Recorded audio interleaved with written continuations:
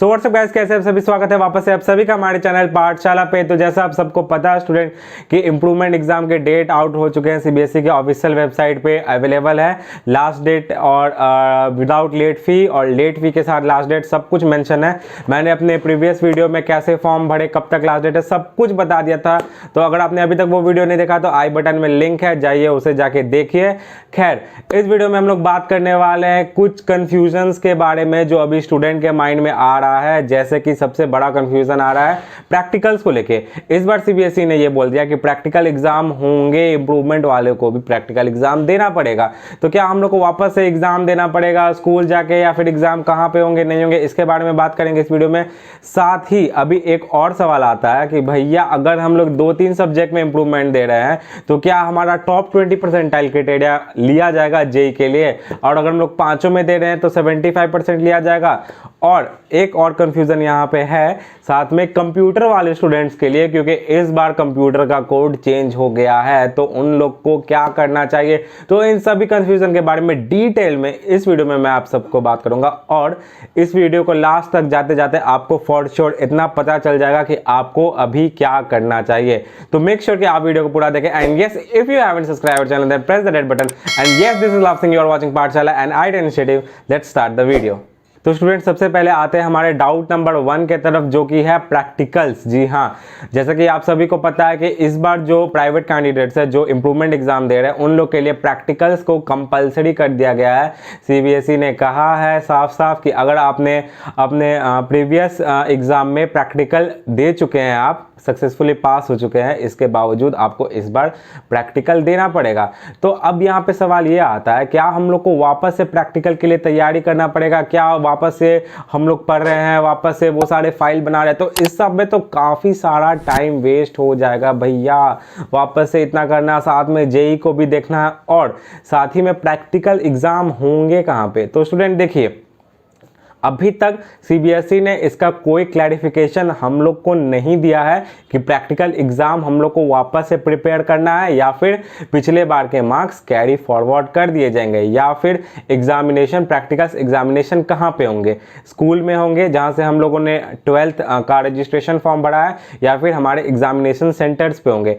इस बात का क्लैरिफिकेशन अभी तक सीबीएसई ने ऑफिशियली नहीं किया है। लेकिन जैसे सीबीएसई हम लोग को एक गाइडलाइंस मतलब देता है, उस तरह से सीबीएसई हर स्कूल को भी गाइडलाइंस देता है। जहां पे एग्जामिनेशन होते हैं हर साल वो गाइडलाइंस देता है, और उस गाइडलाइंस में उन लोग को भी काफ़ी सारे इंस्ट्रक्शन दिए गए हैं। तो उनमें से एक गाइडलाइंस है जिनमें ये कहा गया है कि जो बच्चे इस बार अपीयर हो रहे हैं एग्जाम के लिए, उनके मार्क्स कैरी फॉरवर्ड कर दिए जाएंगे। एक पीडीएफ मुझे मिला था, मतलब एक स्क्रीनशॉट था आर्टिकल, उसमें मैंने देखा था। उसमें ये लिखा गया है कि जो प्राइवेट कैंडिडेट्स अपीयर हो रहे हैं इस बार, उनके प्रैक्टिकल्स के मार्क्स स्कूल वाले कैरी फॉरवर्ड कर देंगे।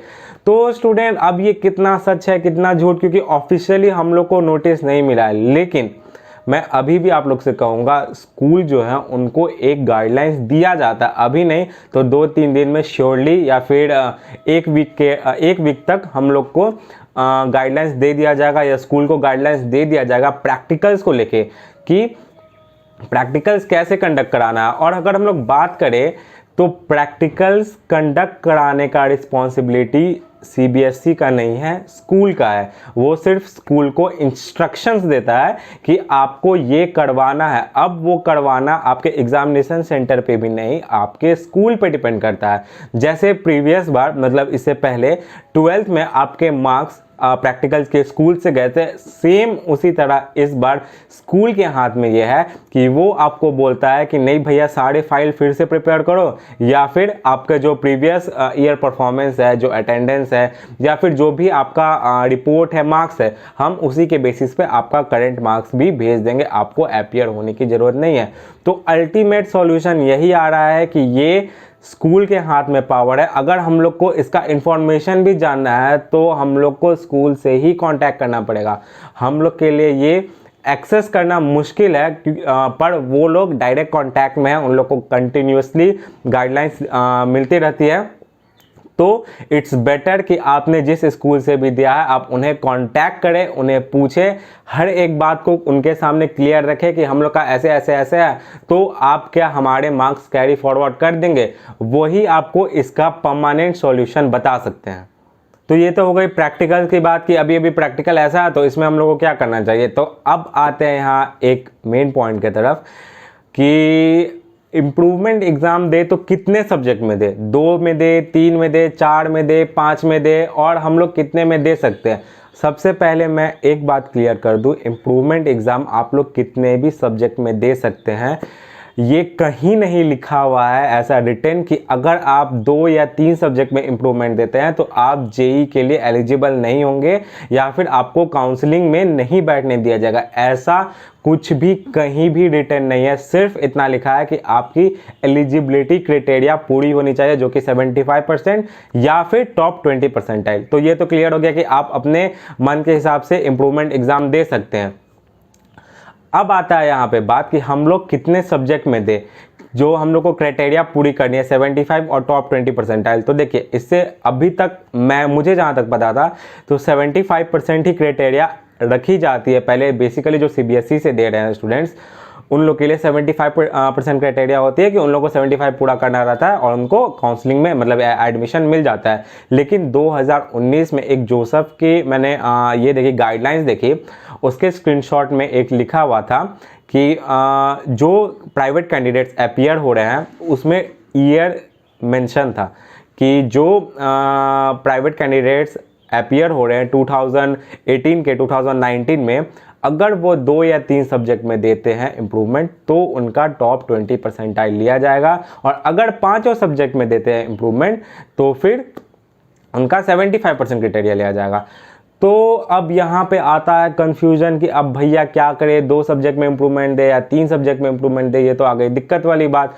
अब क्या करना चाहिए यहाँ पे। तो मैंने काफ़ी इंक्वायरी की, हर साइट पे देखा, काफ़ी सारे वीडियोस भी देखे, हर आर्टिकल भी पढ़ा, 2018 का 2019 का काफ़ी सारे रिसर्च की। इवन जो टीचर्स मतलब जो आईटी से पास आउट टीचर है और जो अभी पढ़ा रहे हैं, इवन जो अभी कॉम्पिटिटिव लेवल का तैयारी करा रहे हैं जेईई मेन या फिर एडवांस का या नीट का, मैंने उनसे भी बात की, उन लोग से भी इसके बारे में पूछा, तो उन लोग को भी ज़्यादा आइडिया नहीं है इसको लेके कि क्या ऐसा होता है, क्योंकि उन लोग ने भी ये चीज़ कभी नहीं सुना। अब देखिए ये था कि अगर हम लोग एक बात और देखें तो वहाँ पे ईयर मेंशन किया हुआ है 2018 और 2019, तो मे बी हो सकता है कि वो स्पेसिफिक उस साल के लिए हो, क्योंकि उससे पहले मैंने तो ऐसा इस तरह का कभी नहीं सुना था। फिर अगर हम लोग 2020 की बात करें तो 2020 में सब कुछ हटा दिया गया था 75% एंड ऑल, लेकिन एनटीए ने गाइडलाइंस जाहिर की थी, वो मैं आपको पीडीएफ टेलीग्राम ग्रुप पे प्रोवाइड कर दूंगा एनटीए की 2020 की गाइडलाइंस, उसमें आप लोग खुद भी जाके देख सकते हैं।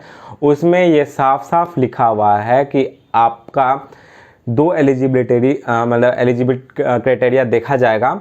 पहला 75% और अगर वो पूरा नहीं होता है तो टॉप 20 परसेंटाइल, क्योंकि काफ़ी सारे स्टेट बोर्ड हैं उनमें 75% स्कोर करना मुश्किल होता है, जैसे बिहार बोर्ड है तो उसमें काफ़ी मुश्किल है 75 स्कोर करना, तो उनके टॉप 20 परसेंटाइल क्राइटेरिया देखे जाते हैं।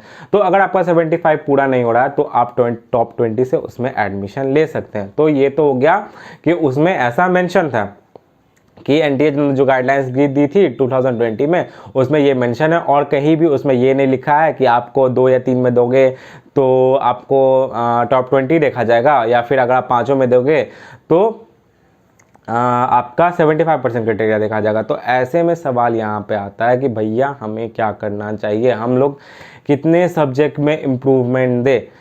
तो स्टूडेंट देखिए, जहाँ तक मुझे लगता है 2 और 3 सब्जेक्ट में इम्प्रूवमेंट देके टॉप 20 परसेंटाइल देखा जाना ये हमको सही नहीं लगता है।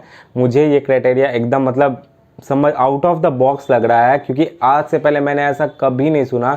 और इवन जो अभी एनआईटी के स्टूडेंट्स पढ़ रहे हैं और काफ़ी सारे, मैंने उनसे भी कांटेक्ट की, उन लोगों से पूछा कि आपके काउंसलिंग के टाइम में ऐसा कुछ हुआ था, तो उन लोगों ने बताया कि काउंसलिंग के टाइम में हमें सीधा मार्क्स अपलोड करना था, जो हम लोग को मार्क्स आए, ठीक है, मार्क्स अपलोड करेंगे और फिर वो ऑटोमेटिकली कंप्यूट करके 75 है या नहीं वो ले लेगा। अगर 75 नहीं होते रहते थे तो फिर टॉप 20 परसेंटाइल वाला क्राइटेरिया देखा जाता था कि उससे हम लोग उसमें फिट आ रहे कि नहीं तब देखा जाता था।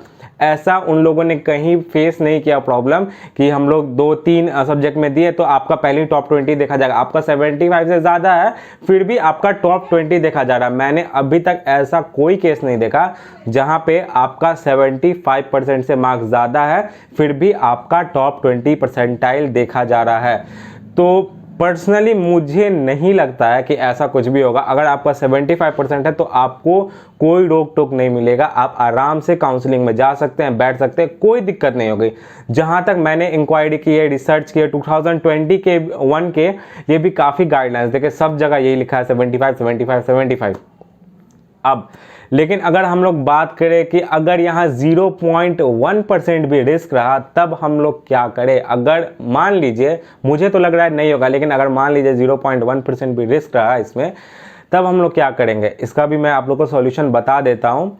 इसका एक सोल्यूशन है, आराम से आप ऑल 5 सब्जेक्ट के लिए अपियर हो, क्योंकि मैं शुरू से बोल रहा हूँ अगर आप लोग इम्प्रूवमेंट दे रहे हैं तो आप ऑल 5 के लिए ही अपियर हो, क्योंकि अगर आपके मार्क्स कम भी आते हैं तो आपका पुराना वाला नंबर लिया जाएगा, नया वाला नंबर नहीं लिया जाएगा। तो अगर आप चाह रहे हैं तो आप ऑल 5 के लिए अपियर हो। पिछले बार और इस बार में से आप ऐसा सपोज करो कि आप 12th अगेन दे रहे हो और आपको ओवरऑल आपके 1 मार्क्स जो इम्प्रूवमेंट का आ रहा है उसमें 75 से आपको ज़्यादा स्कोर करना है। अगर आप इन सब पछड़ों में नहीं पढ़ना चाहते, अगर इन सब से आपका बहुत दिमाग खराब हो रहा है, बहुत कंफ्यूज हो रहे हैं आप, तो इसका सिंपल और शॉर्ट एक सोल्यूशन है, आप ऑल 5 का फॉर्म भरो और इस बार अपने एग्ज़ाम दे रहा उसमें ओवरऑल आप 75% क्रॉस करो। आपको कोई क्राइटेरिया कुछ भी नहीं रोक सकता है एडमिशन के लिए। सिंपल सी एक बात है, ये सब चीज़ का एक वन सॉल्यूशन है जहां आपको कोई भी रोक टोक नहीं मिलेगा, आप आराम से जाके अपियर हो सकते हैं। जी हाँ, हम लोग को 5 सब्जेक्ट में जाके एग्ज़ाम देना है और 5 और कोशिश करना है कि अपने ओवरऑल परसेंटेज को 75 से ज़्यादा रखें, तब हम लोग को कोई क्राइटेरिया नहीं लड़ेगा।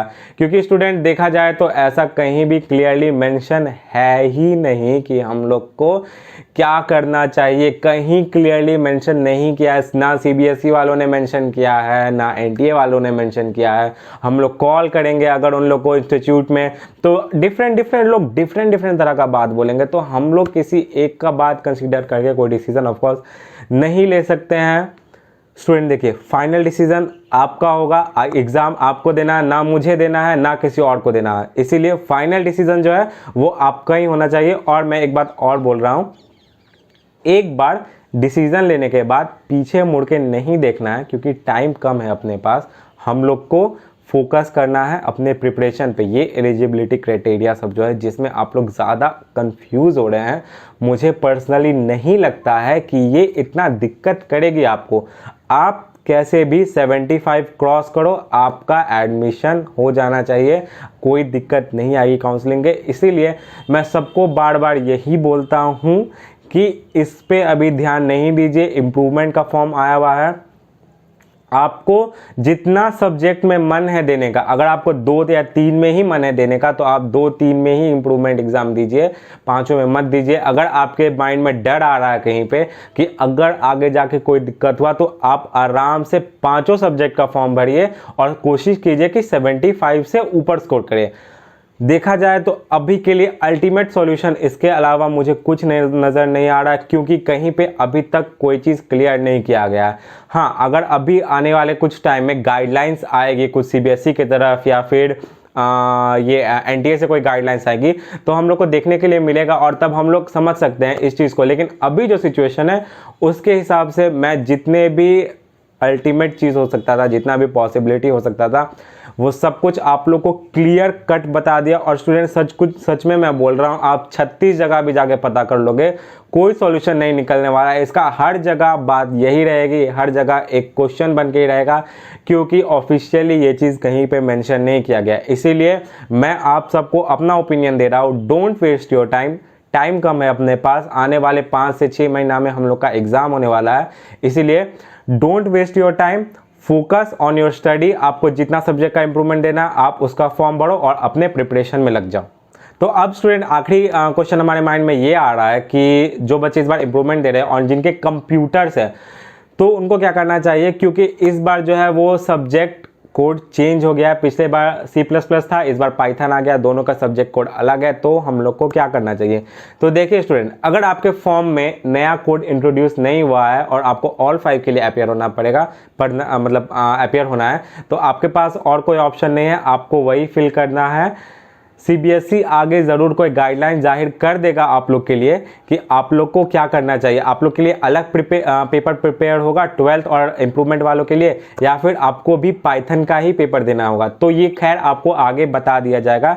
अभी आपके पास इतना ही ऑप्शन है कि आपको वही कोड फिल करना पड़ेगा उसी को, क्योंकि आपके पास न्यू कोड का ऑप्शन नहीं मिलता है।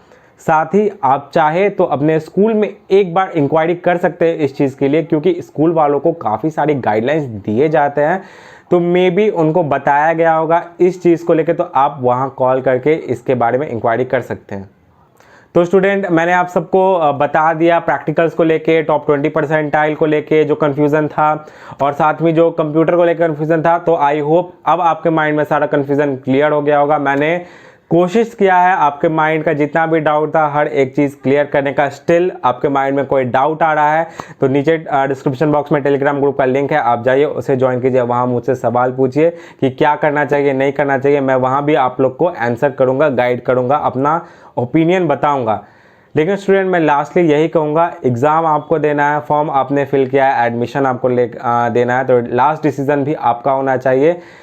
क्योंकि देखिए टाइम कम है अपने पास, हम लोग को इससे निकल के अभी अपने प्रिपरेशन पे फोकस करना है। जब तक आप ये कन्फ्यूज़न क्लियर नहीं करोगे, आप अपना 100% अपने स्टडीज़ पे नहीं दे पाओगे। तो स्टूडेंट, जो भी है जैसा भी है, डिसीजन लीजिए अपना खुद का, और उसके बाद जो भी डिसीजन लीजिए उस पर इम्प्लीमेंट कीजिए और प्रिपरेशन में लग जाइए। क्योंकि अगर आप अपने बोर्ड्स और मेंस में अच्छा करते हैं तो ये सब क्राइटेरिया आपके लिए मायने ही नहीं रखेंगे, आप इनसे काफ़ी आराम से निकल जाएंगे। तो इसीलिए मैं सबको बार बार कहता हूँ, more focus on your boards और कॉम्पिटिटिव एग्जाम्स। सो स्टूडेंट्स, आज के लिए इतना ही। अगर आपको वीडियो अच्छा लगा तो इसे लाइक कीजिए, शेयर कीजिए, और yes, don't forget to subscribe our channel, because मैं ऐसे ही इन्फॉर्मेटिव वीडियो आप लोग तक पहुंचाता रहूँगा ताकि आप लोग के प्रिपरेशन में कोई भी रुकावट ना आए। And yes, that's it for today. मिलते हैं आप लोगों से फिर से नेक्स्ट वीडियो में, तब तक के लिए stay at home, be safe, and yes, this is Love Singh, you are watching Pathshala and ITN initiative, signing of.